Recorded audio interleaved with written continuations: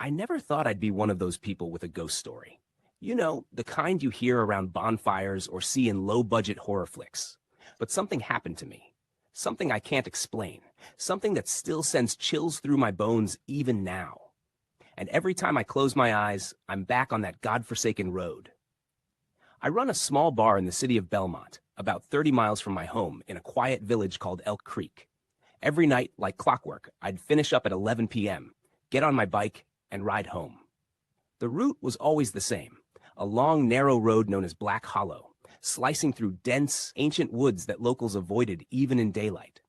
They said the trees whispered at night. I thought it was just wind and folklore. That night was different. The bar was slammed with customers, and I didn't leave until around 2:15 a.m.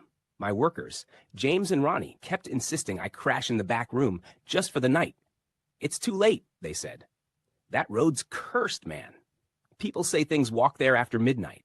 I laughed it off. I'd traveled that road hundreds of times.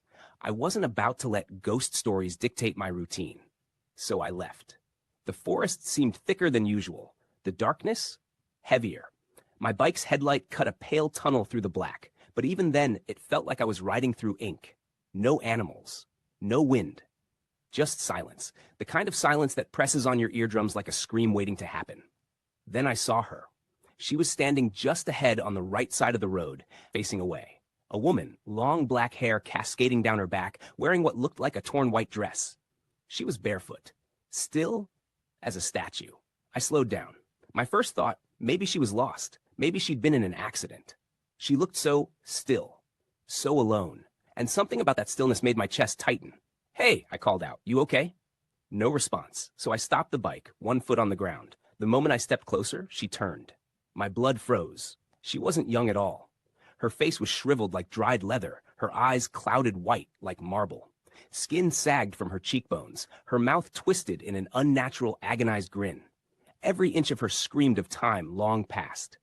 I didn't wait to process it. I jumped back on the bike and sped off, nearly falling as the tires skidded in the gravel.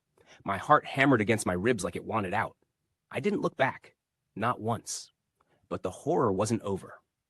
About a mile from the village, I saw an old man sitting on a rotting wooden bench by the roadside, somewhere I'd never seen anyone before, especially not at that hour.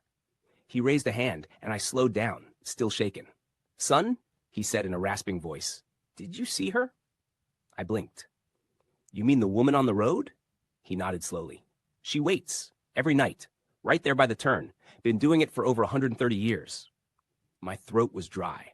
I didn't know what to say. The old man continued, eyes fixed on the forest. "She was young once, beautiful, full of life. Her father went to the city for work one day and never returned. His cart crashed, they said, but she never accepted it.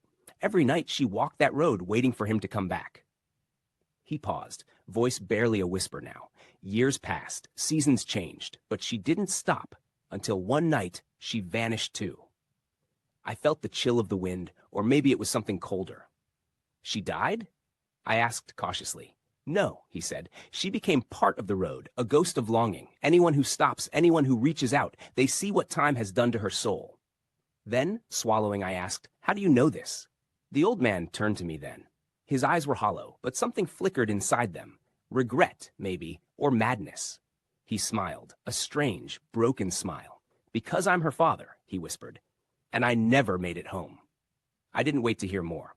I kicked the bike into gear and rode like hell was licking at my heels. I don't remember how I got to my house, how I parked, how I unlocked the door, but I remember slamming it shut, bolting it, and collapsing on the floor, drenched in sweat and shaking like a leaf in a storm. I didn't sleep that night. Or the next. A week later, I sold the house in Elk Creek. I never went back. Not even once. I found an apartment in Belmont, close to the bar. People called me paranoid. Said I was making things up. But I don't care. Let them think I'm crazy. Let them ride that road at 2 a.m. Let them see her. Me? I'll never set foot near Black Hollow Road again. And if you're reading this, neither should you.